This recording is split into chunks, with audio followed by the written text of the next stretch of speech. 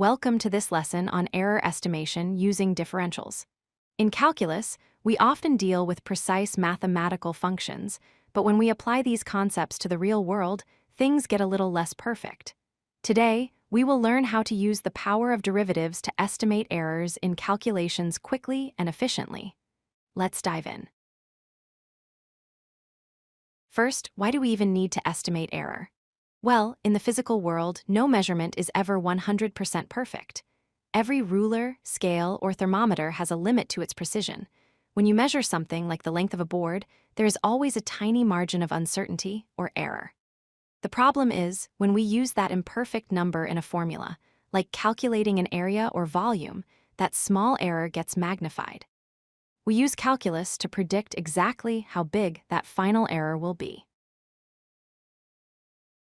To understand this mathematically, we need to distinguish between two concepts. First, there is delta y. This represents the actual change in a function exactly. It is precise, but often difficult to calculate without a calculator. Then, there is di, the differential. This is an approximation of that change, found using the tangent line. In calculus, differentials allow us to replace complex calculations with simpler linear ones.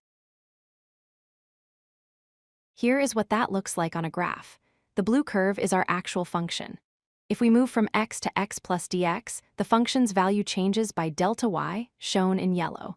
However, calculating that curve exactly can be messy. Instead, we use the red tangent line. Notice how close the tangent line is to the curve for small distances. The vertical rise of this tangent line is di, shown in green. As long as our change dx is small, the green di is an excellent estimate for the yellow delta y. This brings us to our core formula for this topic. Di equals f prime of x times dx. This equation tells us that the estimated error in y is equal to the derivative at x, multiplied by the measurement error dx. It is a simple, linear calculation that saves us a lot of work. Remember, this works best when dx is a very small number. When reporting error, we usually talk about it in three ways. Absolute error is simply di, the raw amount of error, like plus or minus 0.5 centimeters squared.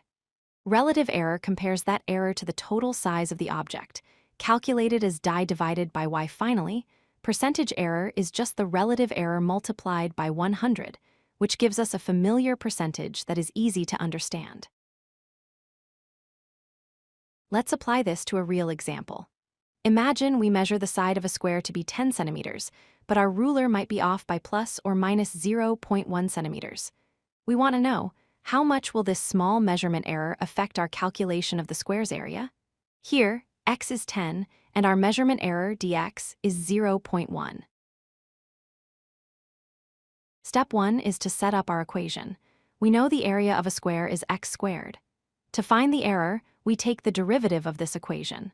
The derivative of a with respect to x is 2x. Therefore, writing this in differential form, we get dA equals 2x dx. This formula relates the error in area directly to the side length and its error. Step 2 is the easy part. We simply plug in our known values. We replace x with 10 and dx with 0.1. 2 times 10 is 20. 20 times 0.1 is 2. So our estimated absolute error, dA, is 2 square centimeters. This means our calculated area could be off by about 2 square centimeters. Finally, let's put that into perspective. The total area of the square is 10 squared, which is 100. The error is 2. To find the percentage error, we divide the error by the total area. 2 divided by 100 is 0.02. Multiply that by 100 and we get a 2% error. This tells us the relative accuracy of our result.